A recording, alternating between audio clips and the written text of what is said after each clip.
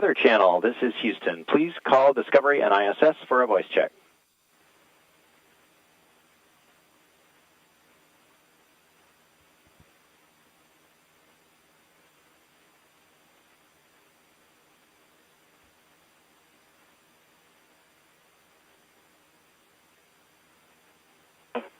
Discovery, this is the Weather Channel. How do you hear me? We hear you loud and clear. Welcome aboard the International Space Station. All right, great. Thanks, guys, for joining us today. I guess tomorrow is the first of 2 historic space walks. How do you prepare for this type of mission?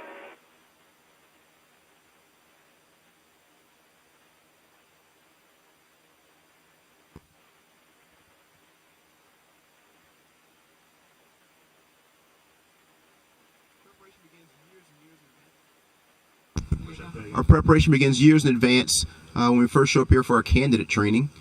We spend time in what's called a neutral buoyancy laboratory. It's a giant pool with a one-to-one mock-up of the space station and the shuttle. We use the same suits that we use for our spacewalks in the pool, and it gives us the advantage of being able to work in where we're floating as if we're in zero gravity. Once we get a mission assigned, we actually go over the choreography of what the different tasks will be, and we'll run through those 5 or 6 times for each of our spacewalks in the pool. Okay, and let's just kind of, on a normal day, what does your day consist of?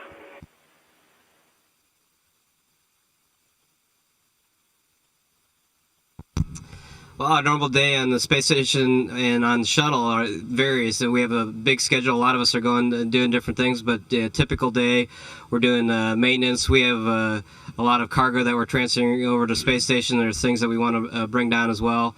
On our flight yesterday, after we docked, we had to transfer ELC-4, which is basically a big pallet that's in the bay that's going to hold the equipment on the outside of the space station. We're carrying on the in the payload bay of the shuttle a PMM, which is a big container that we're going to, a module that we're going to attach onto the space station. So there's a lot of things that we do from day to day. So each of our days is different, but they're all fun. Okay, and what do you hope to accomplish from this mission?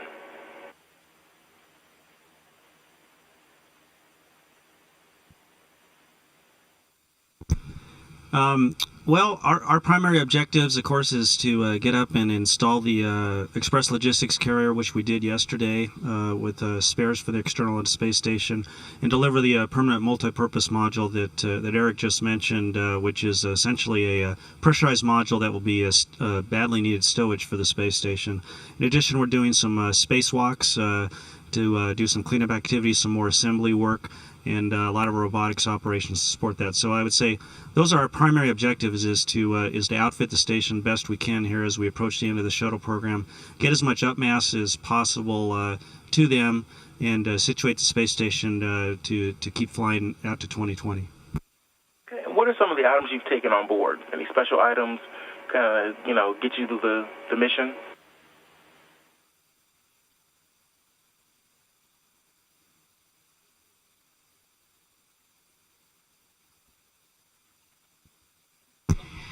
Well, of course, we have all the manifested items, which Steve and Eric mentioned, the things like the big modules and that kind of thing. But we also have food items that we bring. We've got one special meal that we've prepared that hopefully we'll enjoy on Flight Day 8 with the station crew, special foods from the ground. And then each of us tries to bring something from home to have up here with us. But mostly, without bringing anything, this is just an amazing place to be, and it's the stuff that's around you here that I think that we appreciate and enjoy the most. Okay, and last question. How does it feel overall to be on such a historic mission?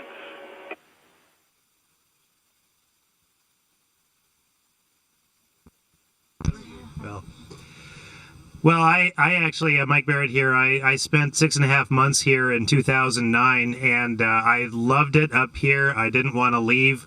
So for me, the mission has a lot of meaning. It's a return, and just getting back to this magnificent stack has been incredible. It's a little bit bigger than I left it But as Steve said, we're bringing the assembly of the station to a close. We're delivering the last U.S. module up here, and then it's pretty much built, more or less. And this mission kind of marks a turning point where from now on, we're mostly using the station to get science, to get a lot of engineering know-how to hopefully enable us to go further one day. So there's a lot that we're learning up here, and it's just a magnificent place. So I think that's really the meaning of this mission to me. All right, thanks, guys. We're proud of you, and good luck.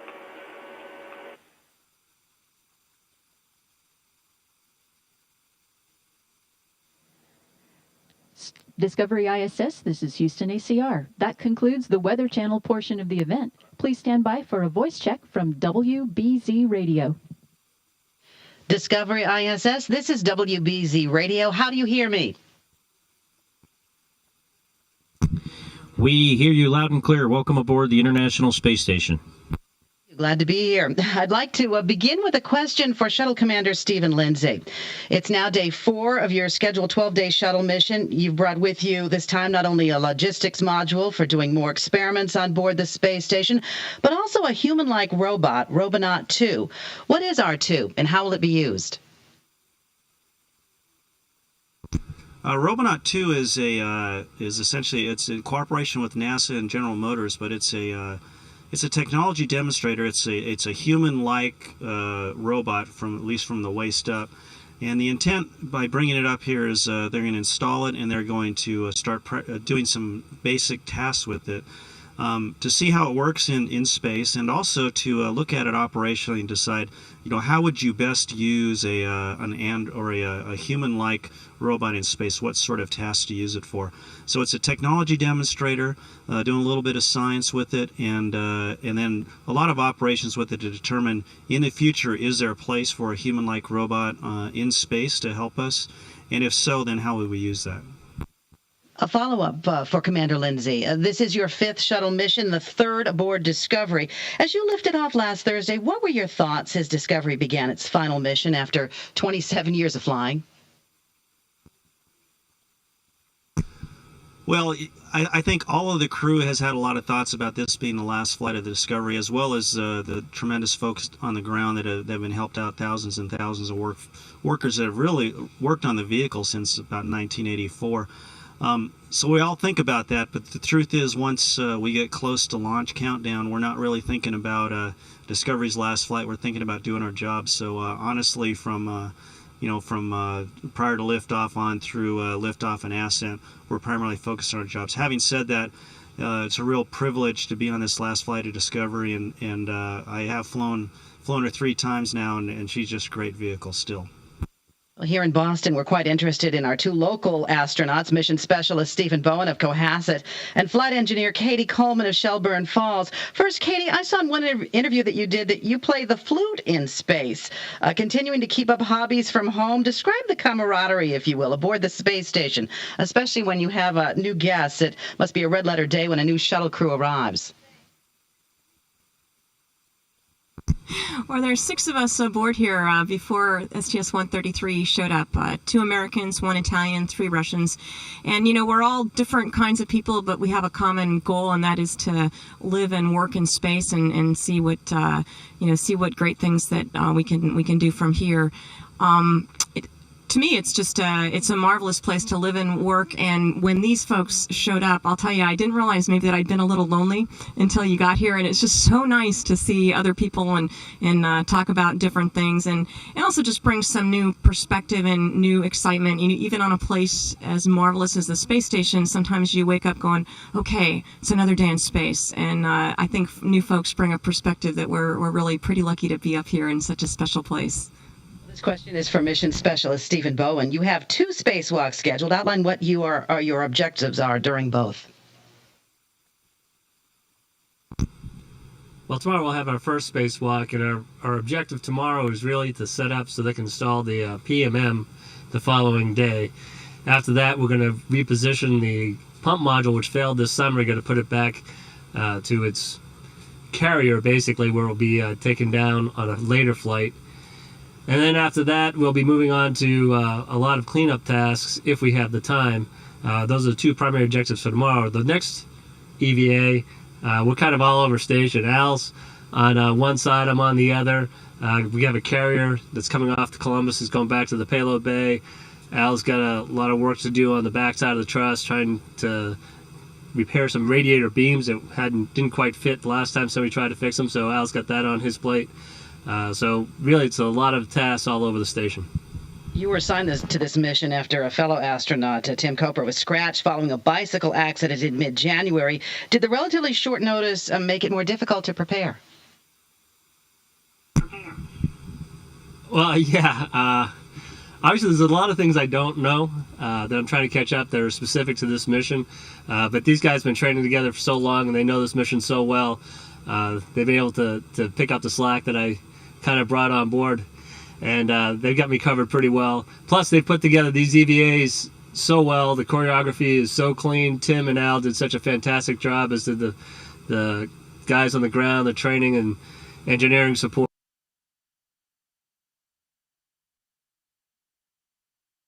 as well as Tim.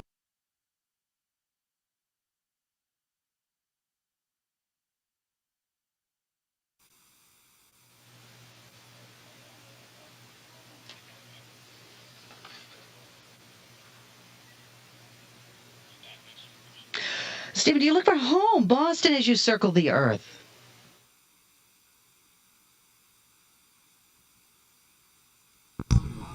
I haven't had a chance to yet on this mission, but the last mission, absolutely spent some time looking down. Got some great pictures coming up the coast that I managed to share on a couple of visits back home.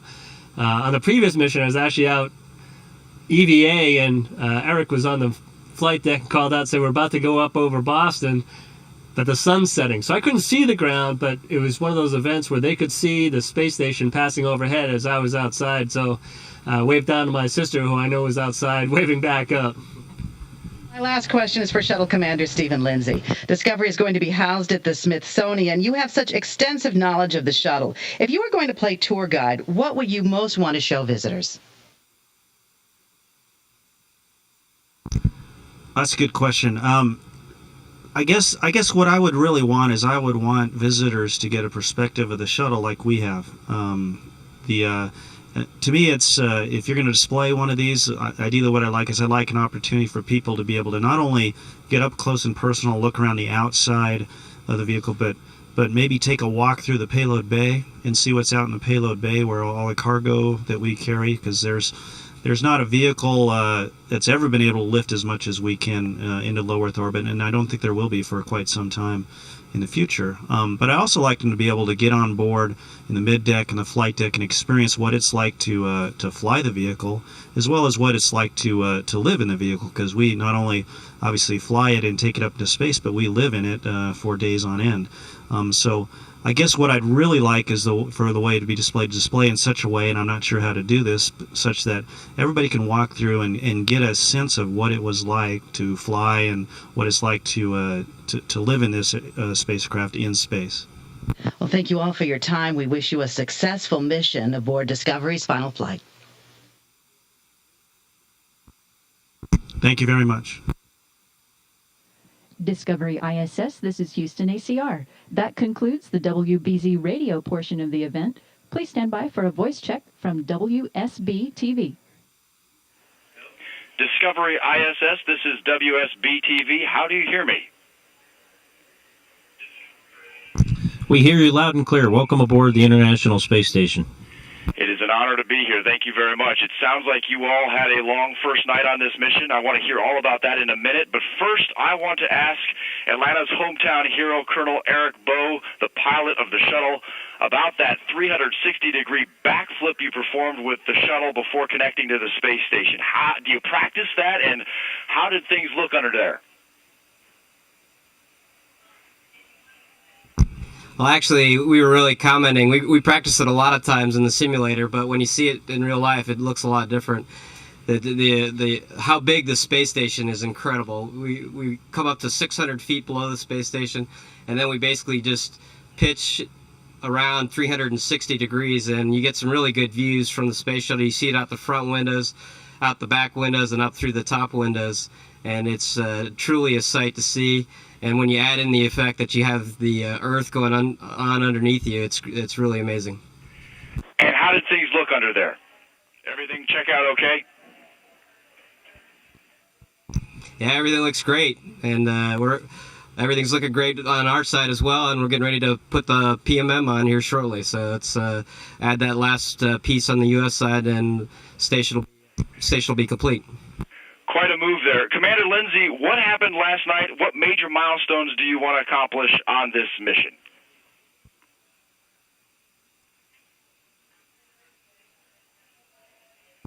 Well, we went a little late last night.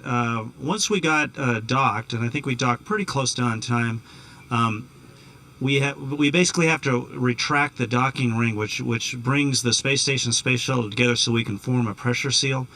And it was a little misaligned, which is fairly common, so it took us a little bit longer than we expected to get fully docked and pressurized and get the hatches open. But the first activity we needed to do, the big one, was to install the Express Logistics Carrier, which is a carrier that carries external payloads on the outside of the space station in spares, things like that. So we had to install that robotically, which required what's called a double walk-off of arms, where we used both the shuttle and the station arm to do it. So it was a complex robotic scenario we had to go through. We got a late start, and as a result, we got a late finish. But we really wanted to get it done last night, and so we all elected to stay up just a little bit late to get it done. And I'm happy to say that it was successful.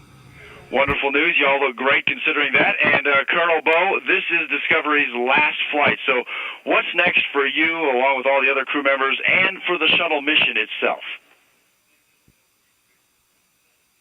Well, that's a great question. There's for the future after the shuttle, those things are being worked out right now. Decisions are being made on high for future vehicles. We're looking at commercial vehicles to carry astronauts up to the space station. Obviously, we'll continue coming up to the space station on board Soyuzes.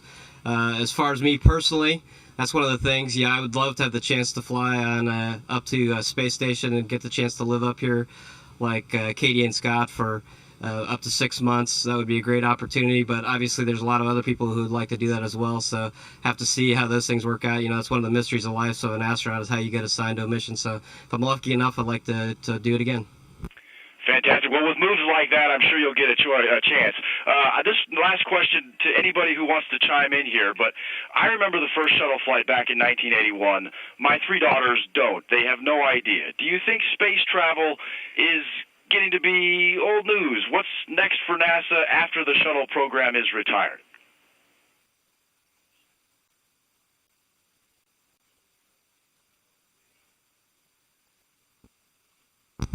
Well, I think the objective that NASA set out back in '58 was that space travel shouldn't really be news after a while. It should be part of our routine existence. And so to think that we've had the space station continually inhabited for the last 10 years, so there are 5th graders who've never known the space station not to be in space with astronauts on board, I think is a major success, a milestone for NASA.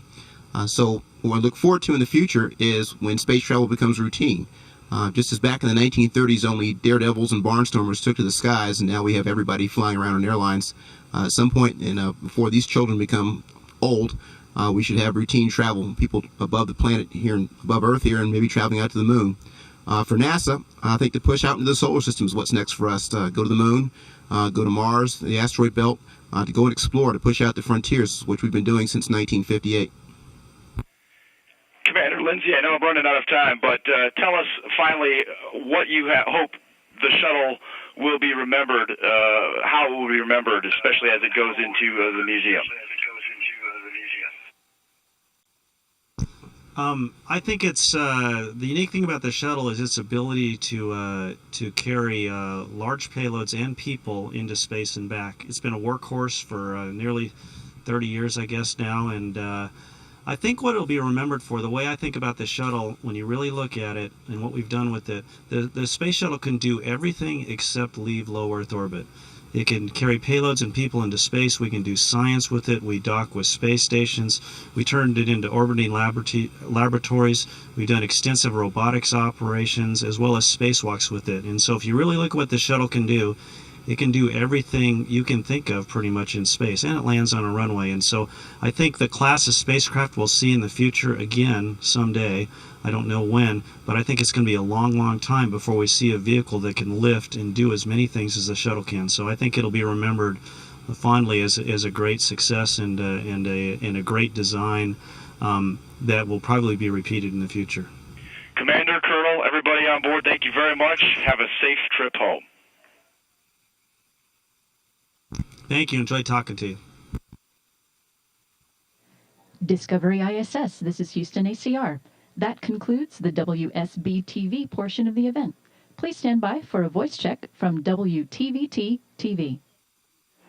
Discovery ISS, this is WTVT-TV. How do you hear me? We hear you loud and clear. Welcome aboard the International Space Station. Thank you so much for having us. We really appreciate you taking out your time. First of all, what is it like knowing this is the very last mission for Discovery?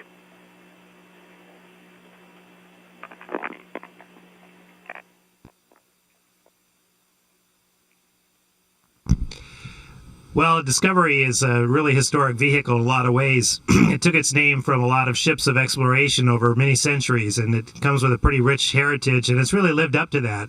And when you think about when you retire a vehicle, usually it's when it's old and dilapidated, but Discovery is at the top of her game.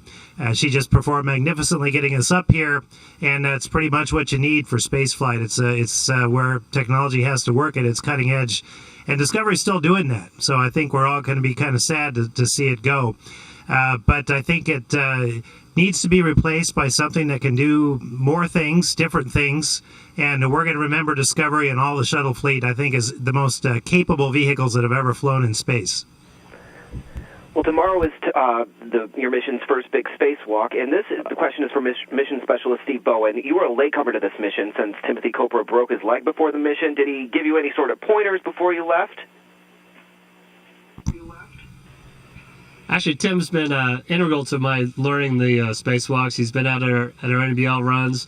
I've visited him several times, talked to him on the phone, trying to make sure I understand the procedures.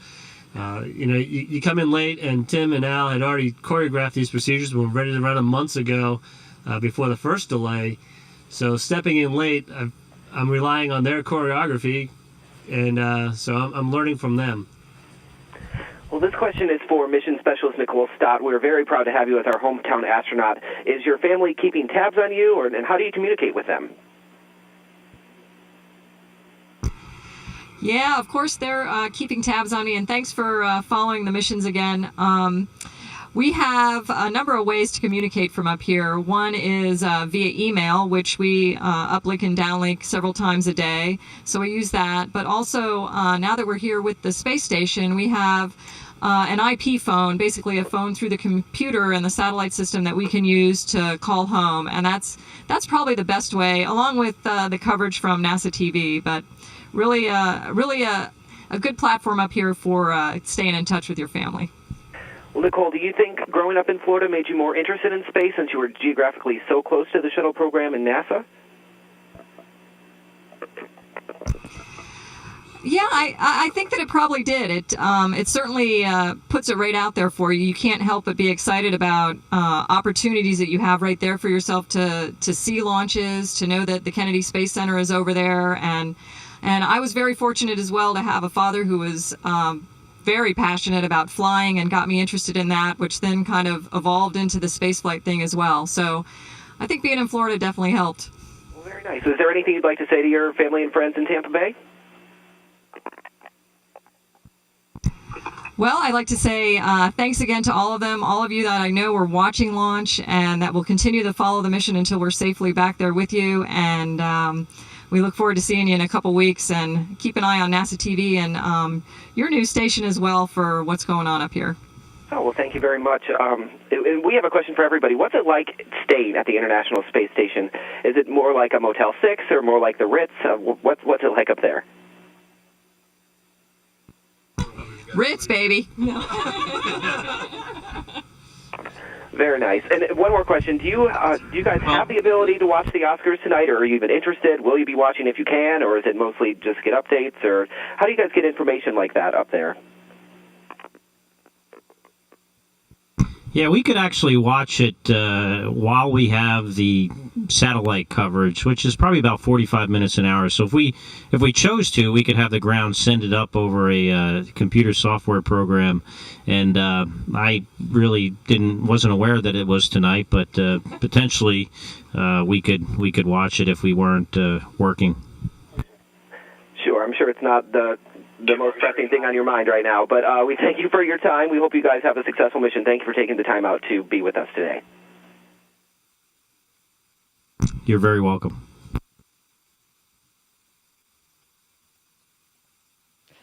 Discovery ISS, this is Houston ACR.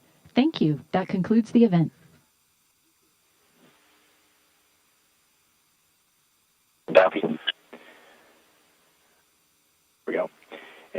And thanks to the Weather Channel, WBZ Radio, WSB TV, and WTVT TV, Discovery and ISS, we're now resuming operational audio comm.